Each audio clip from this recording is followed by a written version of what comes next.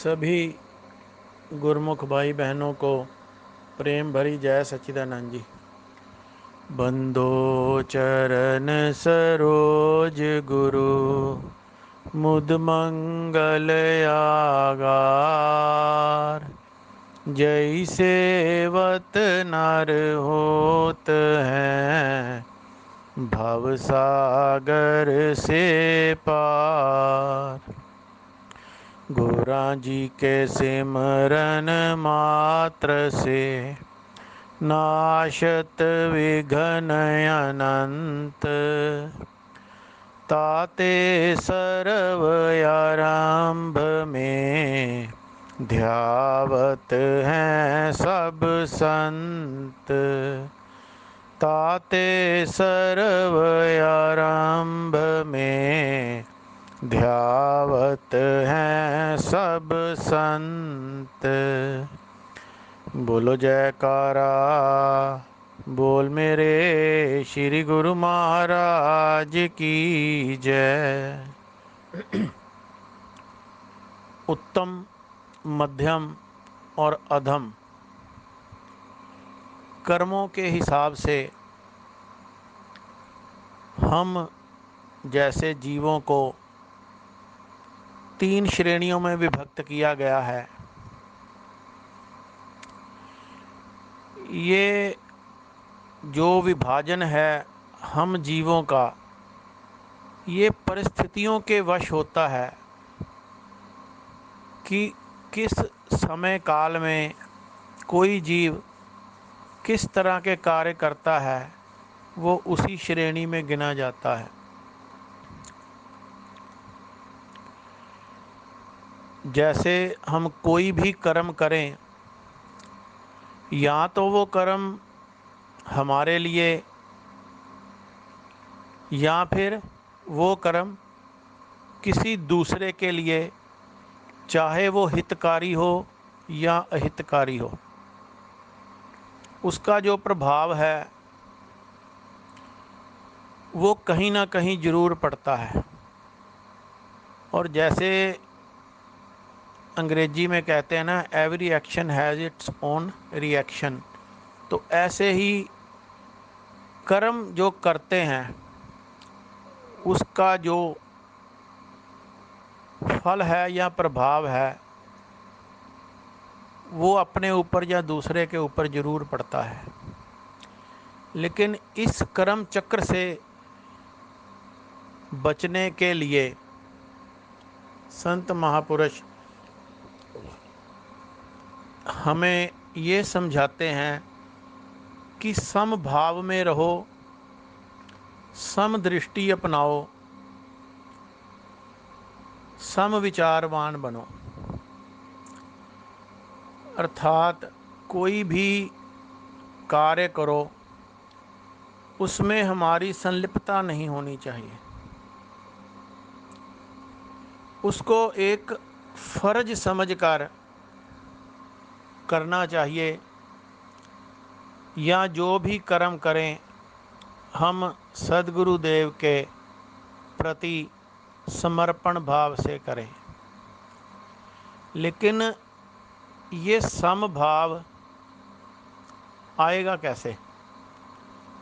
समता का जो अंतर मन में विश्वास, दृढ़ता, ऐसी परिस्थिति कैसे आएगी?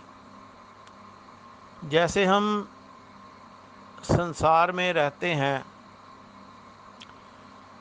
तो जो समाज में या किसी भी देश प्रदेश में जो कानून बनते हैं उनका उल्लंघन ना करना, जो कार्य कानून की दृष्टि से किसी भी देश में जो मना है, जिसे इल्लीगल कहते हैं, वो नहीं करते, तो उस इंसान को उस समाज में काफ़ी अच्छी दृष्टि से देखा जाता है, क्योंकि वो कानून का उल्लंघन करने के बाद दंड का भागीदार नहीं बनता तो उसे एक अच्छा सिटीजन समझा जाता है। जो वहाँ के नियमों का पालन करता है वो एक अच्छा सिटीजन समझा जाता है, और जो कानून की उल्लंघना करता है उसे दंड भी मिलता है और समाज में उसके हेय की दृष्टि से देखा जाता है। उसकी किसी के भी दिल में इज्जत या सम्मान नहीं होता। तो वो जो प्राणी है जो उल्लंघन करता है वो अधम दर्जे का, और जो समाज के बनाए हुए डिसिप्लिन में, उसकी बंदिशों में जिस चीज़ की मनाही है वो नहीं करता, वो मध्यम दर्जे का है। और कई जीव ऐसे होते हैं, जब हम अपने जीवन में, संसार में अगर कानूनी दृष्टि से अपना जीवन यापन, अपना बिजनेस, अपनी सर्विस या अपना कोई भी कार्य करते हैं तो एक अच्छे नागरिक माने जाते हैं। और जब ये बुराई, जो चीज़ों की मनाही है उसे नहीं करते, उसको बुरा कहते हैं, जब उस बुराई से दूर हो गए तो हम एक अच्छे सिटीजन हो गए। और अब जब एक अच्छा सिटीजन होता है उसमें भी कुछ लोग ऐसे होते हैं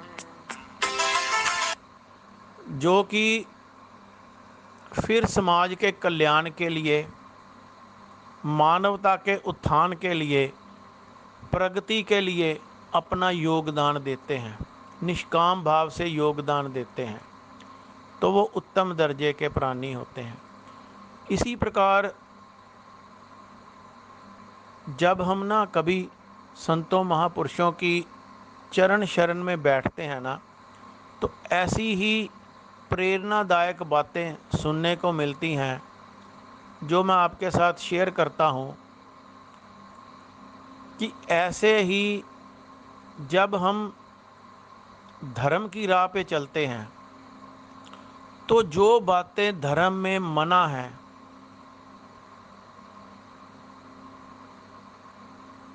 उसको नहीं करते।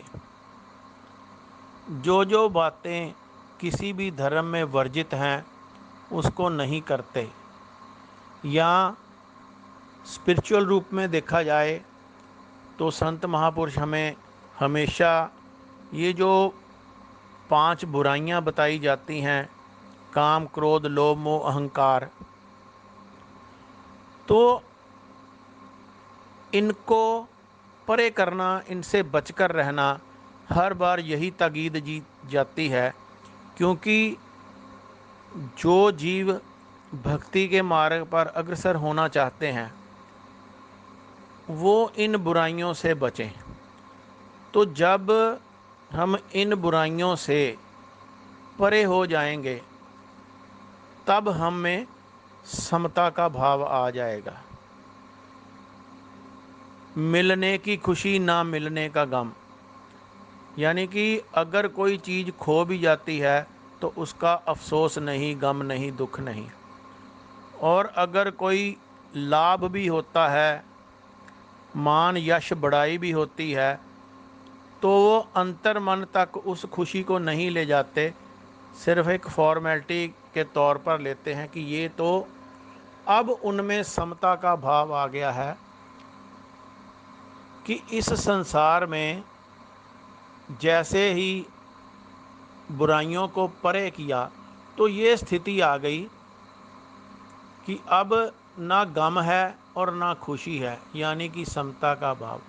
तो उसके बाद जब समता का भाव आ जाता है तो उसके बाद फिर जो उस मार्ग की अच्छाइयाँ हैं, मन स्वयमेव ही उनकी ओर आकर्षित होता जाता है, उसकी ओर अग्रसर होता है।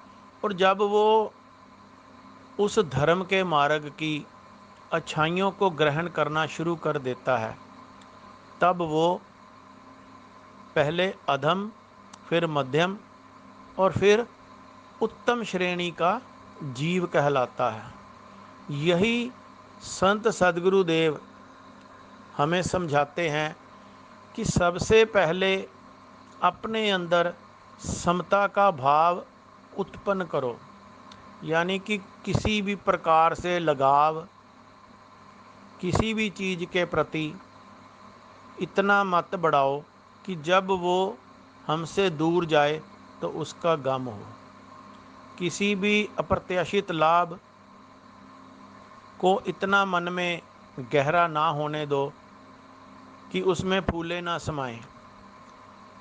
और किसी भी बात पर इमीडिएटली क्रोध करना या रिएक्ट करना, इससे बचना चाहिए।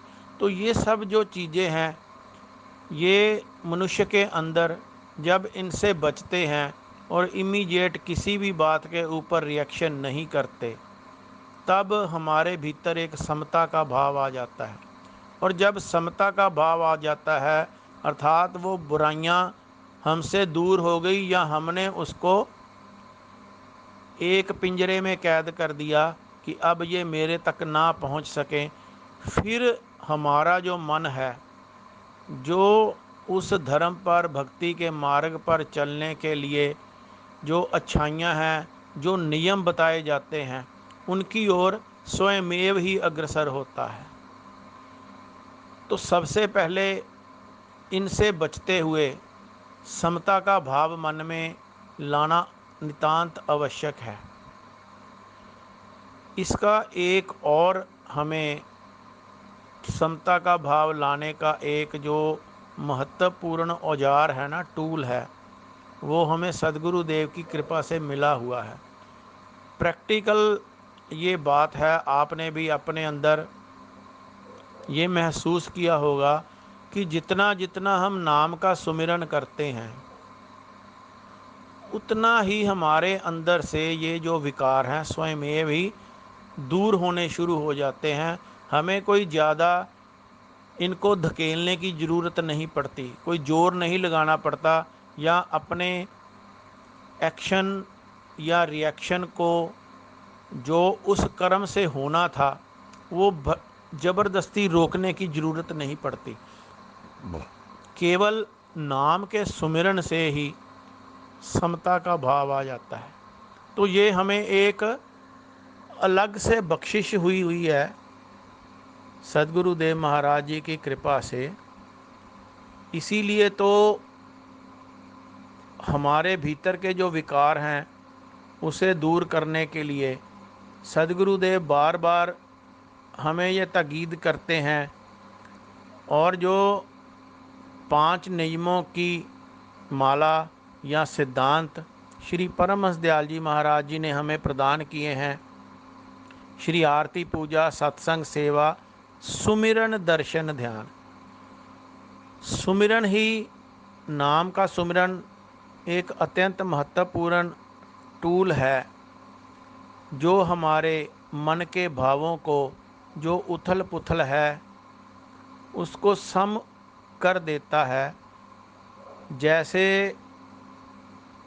हम सभी ने, आपने भी हवाई पट्टी को देखा होगा, हवाई जहाज वहीं से उड़ान भर सकते हैं और वहीं पर उतरते हैं, क्योंकि वो इतनी मजबूत और बिल्कुल ही एक प्लेन धरातल होती है, उसमें जरा भी हिचकोले का प्रश्न ही पैदा नहीं होता।